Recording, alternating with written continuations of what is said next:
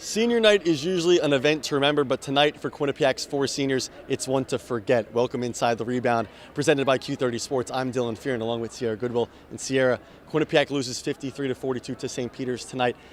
Definitely one to forget. It was ugly from start to finish. Why were points so hard to come by in this game? Well, Dylan, when you shoot under 30% from the field and 9.1% in the first half until the last 3 minutes when Jacob Rigoni put the team on his back, you're not going to win the game. And they went 8 for 17 from the free throw line. When you're not hitting shots during game time, you need to get all of them that you can from the charity stripe. And in the first half, they were getting open looks. They weren't falling. Sometimes that happens. But in the second half, St. Peter's defense proved to be elite, and Quinnipiac was just getting desperate on offense. Well, the MAC tournament is coming quick. Albany next week for the MAC tournament, and Quinnipiac's now 7-10 in league play. This loss really couldn't have come at a worse time, correct?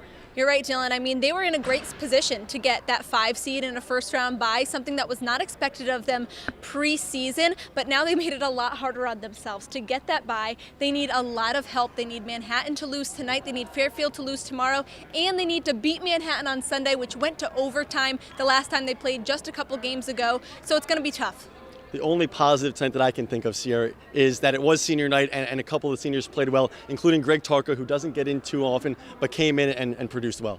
Yeah, I mean, the first play of the game, he draws an offensive charge. The crowd went wild. It was great for morale, but unfortunately after that, things went downhill. But, at least Jacob Rigoni said after the game that he's learned a lot as a freshman from this group of guys. Their mentality through a tough 4 years, they haven't been too successful, but they stayed positive. They stayed good role models on and off the court. So, yeah, it was the only positive of the game was the seniors being recognized, Greg Tarka producing. He got a bucket at the end. Right. But other than that, not a good showing for Quinnipiac. Again, as you said, Quinnipiac needs some help to get that 5 seed and a win on Sunday against Manhattan. Tip at Draddy is set for 6 p.m. You can follow the rest of our content over at Q30TV.com and at Twitter, Sierra Goodwill, and at Dylan Fearon _. We'll see you next time. Have a good night.